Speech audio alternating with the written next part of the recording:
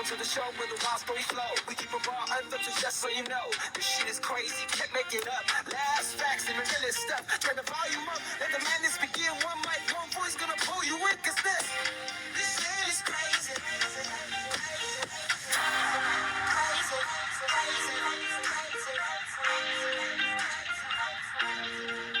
You tuned in now. Yo, welcome to This Shit Is Crazy, the podcast where nothing is off limits and every episode is a trip. I'm your host, Yella. Strap in, buckle up, because this shit's about to get crazy. Today, we're going to look at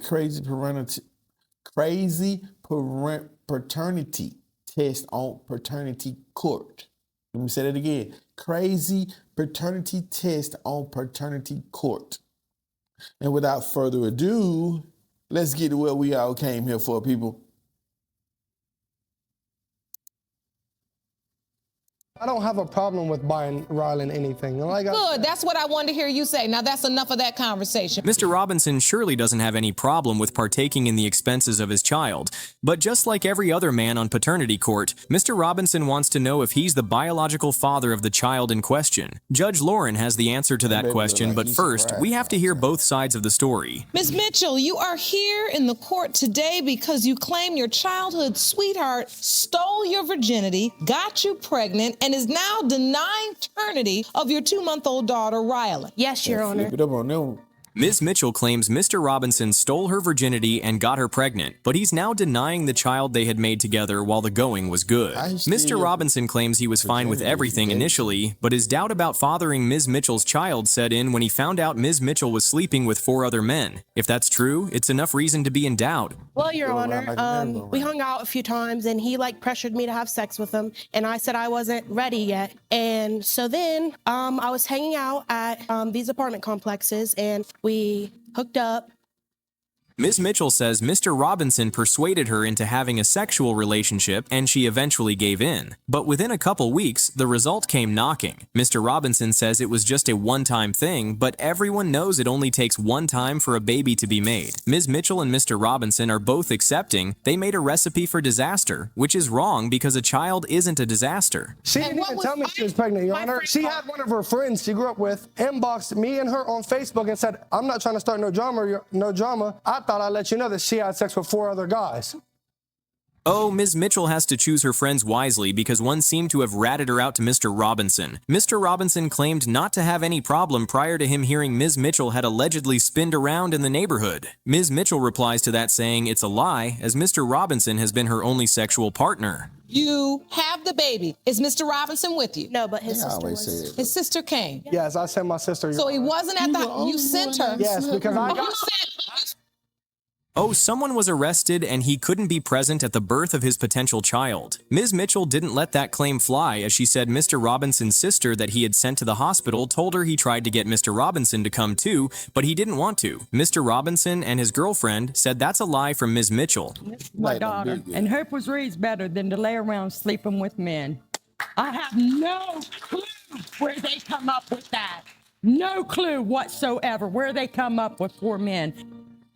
Okay, Ms. Mitchell's mother won't allow Mr. Robinson and his girlfriend get away with the lie they have told in court. Ms. Mitchell's mother came to court prepared as she handed over the evidence of Mr. Robinson not getting arrested 2 days after the child was born, as opposed to what they claimed. Ms. Mitchell's mother also mentioned that her daughter wasn't sleeping with any other men, not to mention 4 other men. She's immature and childish, Your Honor. She's 18 years old and she's immature and childish. That's my point. She updated her status about me all the time, claiming that I was on Facebook talking about her, and I was. Now Mr. Robinson is saying the teenager he tried so hard to sleep with is being immature. That's shocking considering he didn't remember that when he was trying to get in between her legs. Ms. Mitchell's mother also attests to the fact that it was all good when the pregnancy happened until Mr. Robinson got back together with his girlfriend. I tried being civil with Hope. She had messaged me on Facebook when me and Ryan was split up, telling me that she was sorry for the way that she was acting. Oh, yeah, I did say that. And I told her, regardless, we need to get along. If Ryan's, we need to be civil. I have kids.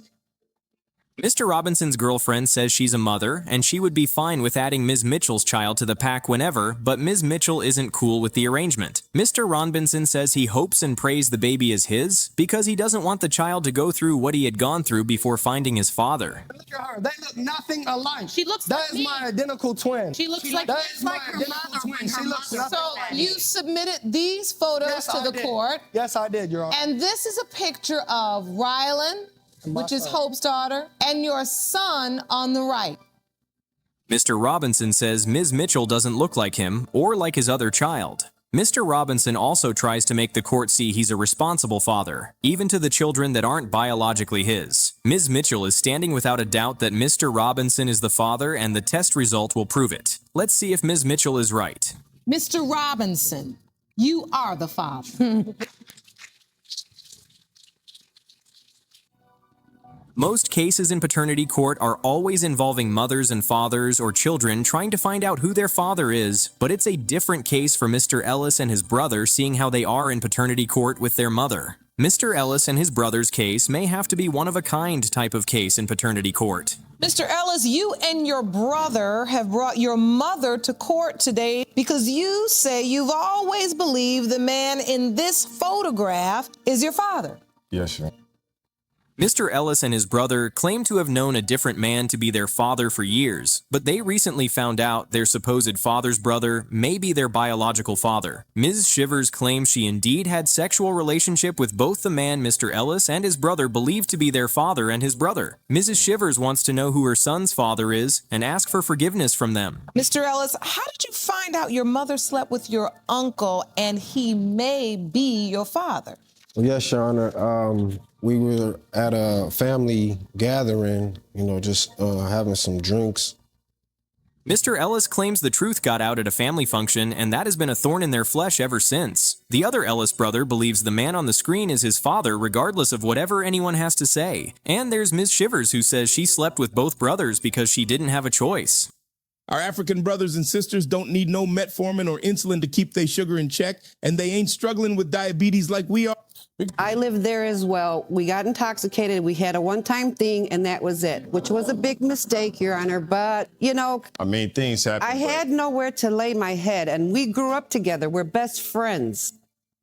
Ms. Shivers says it was a one-time thing, and that's her biggest regret, but she had to do what she had to do to keep a roof over her first son's head. One of the Ellis's brothers says they are not trying to make their mother feel bad. They just want to know the truth about his brother's father. Mr. Ellis claimed the younger brother was even treated differently by their father. The question really revolves around your brother. Yes, I'm positive John Ellis is my father. But if you look at me, and you look at my dad, if you had a full body shot of my dad, I'm slim. The older Ellis brother believes there's more to his brother's paternity, as he compares the build of his own supposed father and Uncle Ronnie. Ms. Shivers isn't about to give the older Ellis brother false hope, and she revealed the older Ellis brother might have also been fathered by another man she was with before she met, who he thinks might be his father. So now it's a There he possibility somebody else might be my dad. Well, you got tested, son. We're going to bring it out. We'll bring it all out. I'm telling the truth, so let's bring it on out. Whatever my babies want to know, I'll let you know. I didn't know that. The older Ellis brother says he never knew anything about another man being his possible father, but Ms. Shivers claims she's just trying to lay all the cards on the table. Ms. Shivers defends herself, saying she was caught in the mess because she had to do anything to survive due to her rough childhood. There's also the younger Ellis brother that doesn't want to be forgotten in the conversation, as he says Uncle Ronnie once tried to wish him a happy birthday with a nephew and son tag, which is weird. Do you agree with this? Is this your understanding that you could potentially be this young man's biological father? Yes. It is. Yes. Holy moly! Uncle Ronnie or Daddy Ronnie really spread the truth. Uncle Ronnie said it was more than once that he and Ms. Shivers had sexual contact, but if it's about how many times they were sober doing it, it was just once. Uncle Ronnie seems to have a better recollection of the events, unlike Ms. Shivers. John Ellis is on my birth certificate. He is. You have a copy of that birth certificate? Yes, ma'am. I'd like to see that, please. So, Mr. McClellan, we're looking at Arthur's birth certificate. John Ellis is listed as father. Yes, Your Honor. Mr. John Ellis is listed on the birth certificate as the father of Mr. Arthur Ellis, but Ms. Shivers claims there's another possibility. Okay, now that's confusing. Ms. Shivers says there was another man that had a big establishment and was of help to her back in the day. We can all guess Ms. Shivers is just trying to say she also had sexual relations with the man. You and your brother to have the same dad? I see you're emotional. What are you feeling? You say you need We that. gotta have the same dad. But it's emotional to both of us. We got into it, last night over it, but we just here to find out our identity. The older Ellis brother wants them to have the same father, as the Ellis brothers are already having misunderstandings about the paternity issue, but they are here now to know for sure who is whose biological father. It's a large pool to pick from, but these brothers can start somewhere with the results announced here. John Ellis is your father. I knew that. Look at me. I have the results for Arthur as well. Are you ready? Yes, Judge. Okay. John Ellis is your father. It's one thing if a woman doesn't know who the father of her child is, it's another thing to have the potential fathers being at opposite sides of the table. Ms. Jones may have to start being more responsible in her choice of men she lays with after this situation to avoid the same occurrence in the future. Ms. Jones, you've reached a critical point in your life and you've entered this courtroom to determine the biological father of your 2-year-old son, Jordan. Ms. Jones is in paternity to know who exactly her child's biological father is. One of the potential fathers, being Mr. Morones, is hoping he's the father of Ms. Jones' child, even though he has doubts, and the other possibility being Mr. Smith says he's willing to sign over his parental rights if the DNA test result proves he's the biological father of the child. How did you first find out that he may be your son? She sent me a text message one day and said pregnant and that I could only be the only possible father. That was it. A fake pregnancy. Folks always seem to remember things differently in paternity court. Mr. Morones says Ms. Jones told him he was the only possibility, but Ms. Jones claims she never said anything like that. We don't know which one exactly to believe now. Did you find out that there were other possible fathers? We were sleeping one night and she came to the room and she was like, I need to get something off my chest. That's not true either. That's not how it went. Oh my goodness. Mr. Morones says it wasn't until Ms. Jones wanted to get something off her chest he knew about the other man. Mr. Morones claims Ms. Jones went back to her previous partner when they were on a break, but she tried to inform him about the situation in a more subtle way. That may have been the right way to do it in Ms. Jones's head, but her actions were wrong, so it didn't matter how she dropped the news. I was terrified because I didn't think I was his father, especially after she had confessed all these other relationships she had. Mr. Smith, one of the other possible fathers, has blonde hair, so you felt like... The child coming out with a different skin color and hair texture ruined Mr. Morones' hopes. Ms. Jones, who had delivered the baby, is not so different from the men trying to know if they are the father of the child. Ms. Jones says he slept with Mr. Morones, Mr. Smith, and her previous partner. You've provided pictures of Jordan and Mr. Smith when he was a young man. You think they look exactly alike? I think they look a lot alike. Here comes the waterworks. Mr. Morones and Ms. Jones admit to the child looking a lot more like Mr. Smith. Ms. Jones is now disappointed in her own self because the man that wants to be there for her child may not be the father, but the most possible person? Oh, he doesn't want to be involved in the child's life. That's sad. You admit to being intimate with her, am I correct? Yes, Your Honor. So how did that happen? Take me back. There was a night I was drinking, and so she ended up coming over, and we ended up going into my bedroom, and things started going from there. Mr. Smith says it was a fun night, which led to him being unable to finish the act, and that is one of the reasons he feels he's not the father of Ms. Jones's child. Mr. Morones also mentioned that was the excuse Ms. Jones had given him as to why Mr. Smith may not be a father. However, everyone sees a resemblance in the child and Mr. Smith, including Mr. Smith, even though he says it's a little. Mr. Smith's other reason for having doubt is the time of conception. So according to this calendar, in March or April is when you remember being intimate with Ms. Jones. Yes. But Jordan was born on May 1st. So counting back, that's almost a full year. Mr. Smith claims if the baby was born with the calculation of when he and Ms. Jones had fun, then the baby would have used a whole year in Ms. Jones's stomach. Ms. Jones doesn't even know when exactly she met with Mr. Smith, so she couldn't contest Mr. Smith's claim. How did you find out that you may be Jordan's father? From a Facebook post. Did you bring that as evidence? Yes. Let me see this. She had posted on Facebook and then said, "Who's the baby's daddy?" A Facebook post saying that? That's wild. Ms. Jones claimed she wanted people's opinions, but these people weren't even there when Ms. Jones was having fun with the men she put up as her potential baby daddy. Ms. Jones was supposed to be getting DNA tests done, but she seemed to prefer people's opinions. Anyway, we are here for the right thing Ms. Jones neglected to do earlier. That Mr. Morones, you are his father.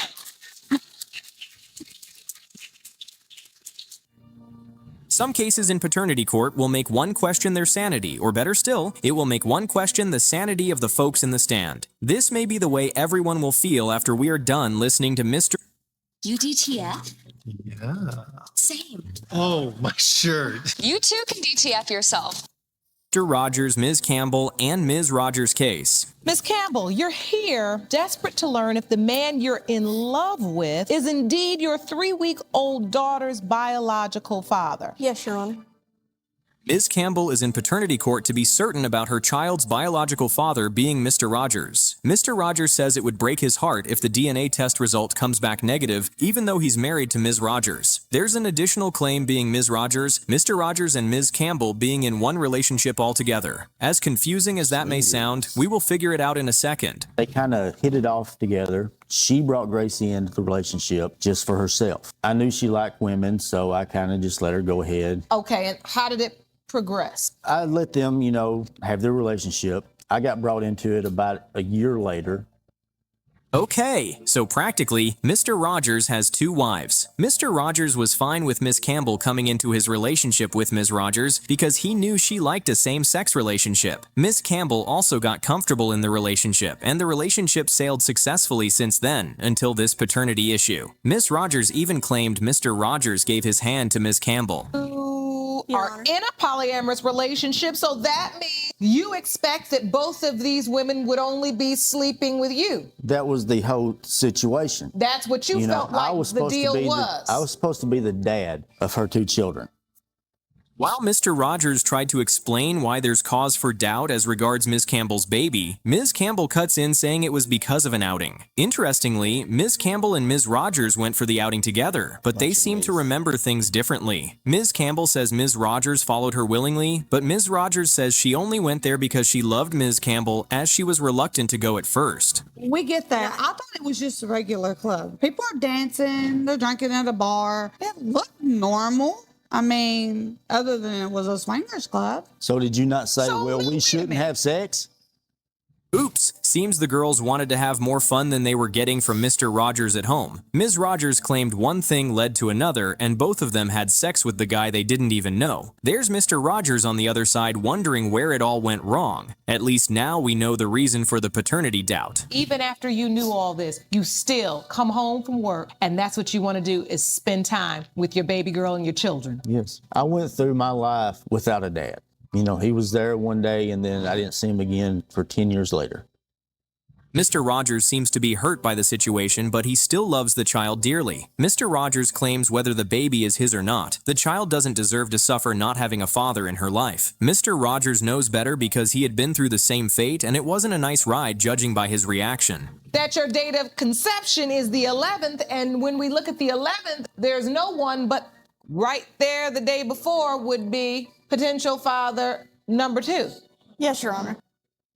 The conception date isn't helping, and Ms. Campbell knows that, and probably that's the reason she's owning up to her mistakes. Ms. Campbell agrees that she messed up, but she wants to make it right by finding out who exactly her baby's biological father is. That was our fault. I feel really bad. There's no amount of times we can apologize, but we did decide to keep it a secret. So that all decided us as a couple. Ms. Rogers is agreeing on the fact that they both made a mistake, but now she's putting the blame on Ms. Campbell for allowing Mr. Rogers find out. Mr. Rogers is still caught in an emotional wreck as he describes what is going on, similar to what he's still going through with his 18-year-old son. But Ms. Campbell says people make mistakes. Okay. I hurt my best friend. He is my best friend. Let me ask you a question. If I hadn't seen that message, would I have known? No. No, and it frustrates me because I know. Because I was afraid if I told you, I would lose. And I don't want to have to live without you. Ms. Rogers says her husband is her best friend, but in the same breath claims he never would have found out if he didn't see the message. Best friends indeed. The teenager in question is also on paternity court to get answers, and it's time Mr. Rogers knows better about his status in these children's lives. Mr. Rogers, you are her father. Paternity court cases get more serious when the grandmothers of the children who are having their paternity questioned. Grandmothers fight tooth and nail to either want the child to be a particular man, or in cases where it's the paternal grandmother, some don't want the baby to belong to their sons. Which one will Ms. Bailey be? Let's find out. Ms. Bailey, you and your daughter are suing the defendant for $3,691.50 in child care expenses. Mr. Parker is your daughter's estranged husband, and he denies paternity of your 4-month-old grandson. Ms. Bailey is in court with her daughter, Ms. Parker. Yes, he's using a Dorilla pillow. How can you tell? Have you heard about Dorilla Ergo? It's the cutting-edge ergonomic pillow that people actually look for. Parker suing Mr. Parker for child expenses as she claims Ms. Parker's 4-month-old baby belongs to Mr. Parker. Mr. Parker claims Ms. Bailey and her daughter would have to do another search on who exactly Ms. Parker's child's biological father is because he knows for certain that he's not the father. Not a single thing for my daughter or my grandson. He left her when she was 16 weeks pregnant, didn't look back, and he is living his life without responsibility. I'm the baby's father. Miss Bailey is clearly tired of tolerating Mr. Parker's irresponsibility, as she's being the one catering for the child in every possible way anyone can imagine. Ms. Bailey also added that her daughter is about to go to college for a second degree, and she probably doesn't want to have to be the only one still shouldering all the burden. Mr. Parker says he hasn't gotten a chance to see the child, but from the way it seems, it doesn't look like he has made any effort to. Oh, ma'am, there hasn't been a phone call, anything. Have you made a phone call? No, Your Honor, he hasn't. I've had the same phone number for 4 years, and he hasn't called me once.